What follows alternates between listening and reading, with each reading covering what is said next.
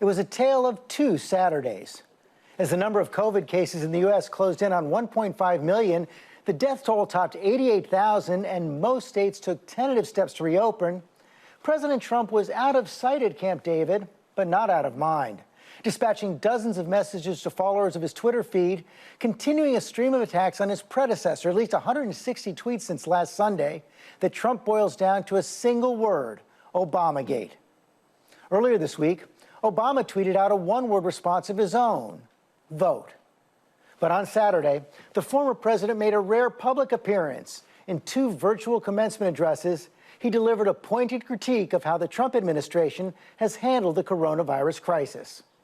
More than anything, this pandemic has finally torn back the curtain on the idea that so many of the folks in charge know what they're doing. A lot of them aren't even pretending to be in charge. And we begin with a response this morning from one of the president's top advisors, President Trump's top advisors during this crisis, Peter Navarro. Mr. Navarro, thank you for joining us this morning. You know, President Obama continued this in his second commencement address last night, suggesting that things are screwed up because people in charge are taking the easy way out. Your response? Well, I'm glad Mr. Obama has a new job as Joe Biden's press secretary. I note for the record that in his speech that I read, there was no mention of manufacturing, no mention of China. As far as I'm concerned, his administration was a kumbaya of incompetence in which we saw millions of manufacturing jobs go off to China. His new normal was a flat line in terms of wage growth. And I'm happy to report that this president, Donald J. Trump, in 3.5 years, built the most beautiful economy in modern history. And the Chinese did take that down in about 30 days, but we are in the process right now of rebuilding that. And this president, Donald J. Trump, is the one who has the skills to do so. Because you know what, George, what we're going to do is we're going to go back to the future here. Buy American, deregulate, and innovate. What do I mean by that? Bring the jobs home, make it here. You say the Chinese took down the American economy, so you're saying they deliberately unleashed the COVID virus on the United States. Do you have any evidence for that? I did not say they deliberately did it, but their China virus, let's go over the facts here. Correct me if I'm wrong. The virus was spawned in Wuhan province.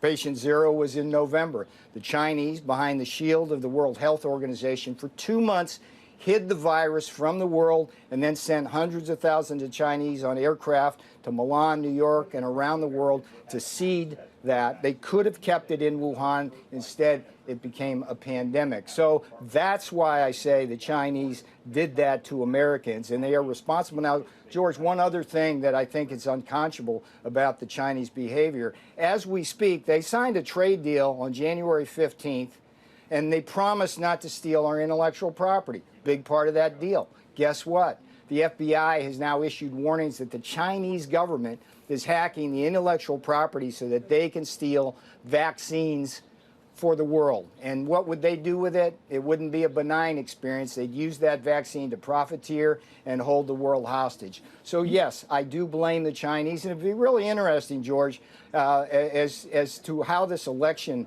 unfolds, because you've got Joe Biden, who's been a long friend of China, versus President Trump, who's the only president who's ever stood up to China. Let's pick up on that, because on Thursday, Vice President Biden spoke out on this and took on President Trump directly. Let's listen.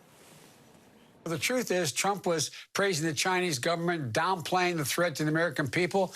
As I said, as I was warning the need to get the people into China to see what was actually going on. And the Chinese government's word, we squandered critical time. And so I just don't. And now he's trying to play this China card. The vice president had an op-ed in USA Today in January. He warned in February. Yeah. All through the month of February, President Trump was praising President Xi of China. He was saying he trusts President Xi of China. He was saying President Xi of China was being transparent. That's why Vice President Biden says that the president was downplaying the threat from China. Yeah, well, Joe Biden's got 40 years of sucking up to the Chinese, including 8 years as vice president. We all know about the $1 billion that his son took from the Chinese.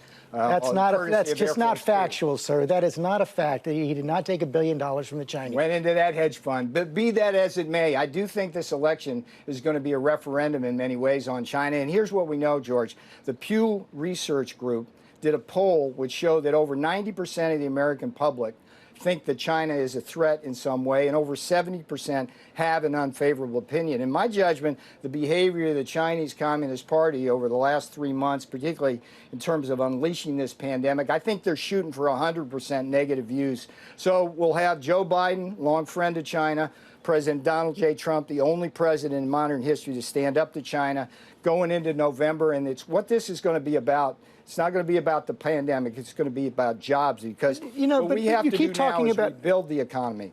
We're going to talk about the economy. You keep talking about China, though, but all during the month of February, as I said, the president was continuing to praise China, was continuing to praise President Xi of China. He was trying to work out that trade deal with China, wanted to preserve the gains in the stock market. It was President Trump who was praising China all through the month of February. And, you know, there's a lot of evidence that those lost weeks made a difference. So, first of all, I think it's great that we have a president who can get along with all world leaders. So that's number one. But number two, there's no lost weeks.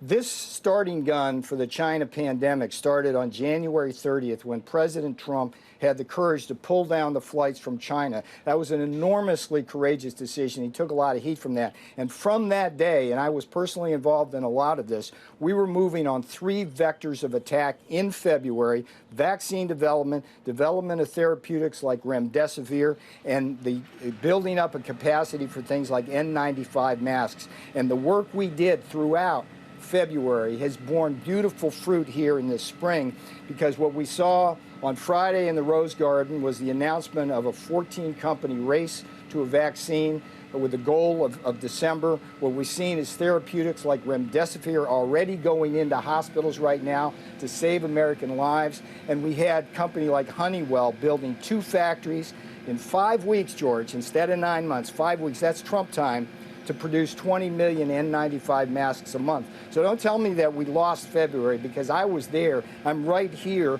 and this president was directing us to move as quickly as possible, even as publicly we were trying to figure out in the fog of war just how serious this pandemic You know, you mentioned what was going on in the month of February, and it is true, according to all accounts, you were working quite hard during the month of February, including the accounts of that whistleblower. Richard Bright talks about several meetings with you during the month of February on all the issues you just mentioned. He said you and he were allies in this, trying to break through roadblocks that were coming from HHS and other parts of the government, yet now you call him a deserter in the war against the virus. Why? Well, let's be clear about this. I report directly to the president. I'm one of the top 5 policy advisors to the president. So everything I was doing with the help of Rick Bright and others during February was the White House, was the Trump White House. It was all transparent with the task force. Here's what happened with Rick Bright, and it's an American tragedy, George. This guy is quite talented, but he was asked to be the field commander over at NIH to storm the testing hill with $1 billion behind him. Instead of accepting that mission, he deserted. He went into a foxhole, wrote up the complaint, and now he's part of a Capitol Hill partisan circus where he's just become another pawn in the game. And the tragedy, George, is this man has talent. He's a smart man. We could have used him on the battlefield. He's not there now, and it was because of decisions that he made. And it is a shame, George. It is a shame. His expertise is vaccines. He wants to work in vaccine development. They're putting him in diagnostic testing. Why shouldn't a vaccine expert be working on vaccines? See, here's the thing, George.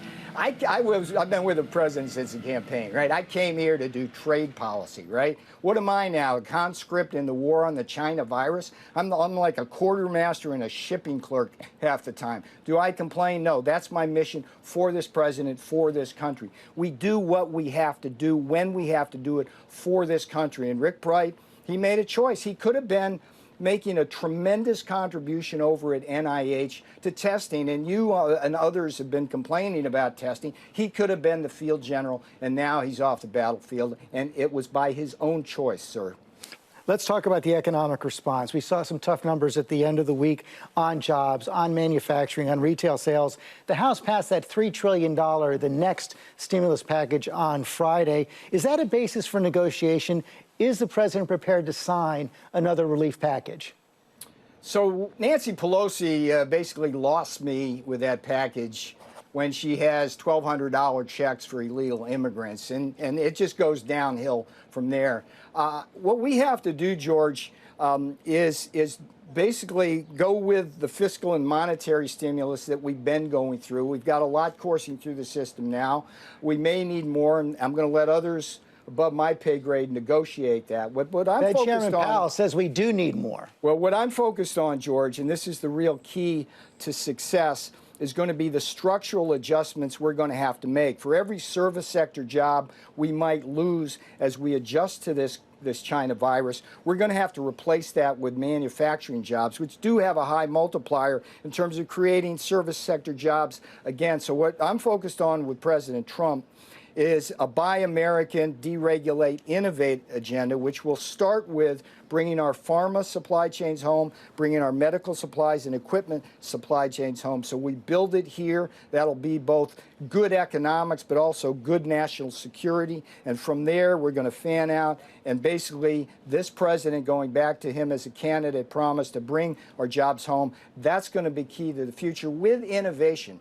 Innovation really is going to be the key. The General Motors plant for ventilators went up in 17 days in Kokomo, Indiana, through innovation. They had not only assembled that factory in 17 days, they took 700 components of the supply chain to make up a ventilator, use their manufacturing might to replicate that in tool and die makers throughout that supply chain. That was a miracle, George. And we can replicate that throughout this economy, repurposing our factories. This is the jobs president, the innovation president, the manufacturing president, and this is how we're going to get through the other end of this crisis here.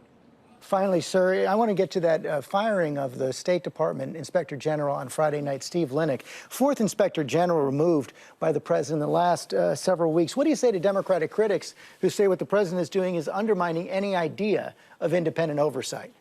See, this is my lane here, George. That's way out of my lane. The president clearly has the legal authority to do that. What I can tell you, George, based on my experience here, and I don't know if it was the same when you were here, there's a bureaucracy out there. And there's a lot of people in that bureaucracy who think that they got elected president, not Donald J. Trump. And we've had tremendous problem with, some people call it the deep state. I think that's apt. So I don't mourn the loss of people when they leave this bureaucracy. There's always going to be somebody better to replace them, somebody more loyal, not to the president necessarily, but to the Trump agenda. That's what's important. The Trump agenda, this president has transformed the Republican Party into the party of the working class. And I'm here because the president loves creating good jobs for Americans who work with their hands. And anybody in this bureaucracy who hates Buy American or bringing our domestic supply chains home, they don't really belong here. And I support whatever this president does in terms of his hiring and firing decisions. Peter Navarro, thanks for your time this morning. Thank you, sir. Hi, everyone. George Stephanopoulos here. Thanks for checking out the ABC News YouTube channel. If you'd like to get more videos, show highlights, and watch live event coverage, click on the right over here to subscribe to our channel. And don't forget to download the ABC News app for breaking news alerts. Thanks for watching.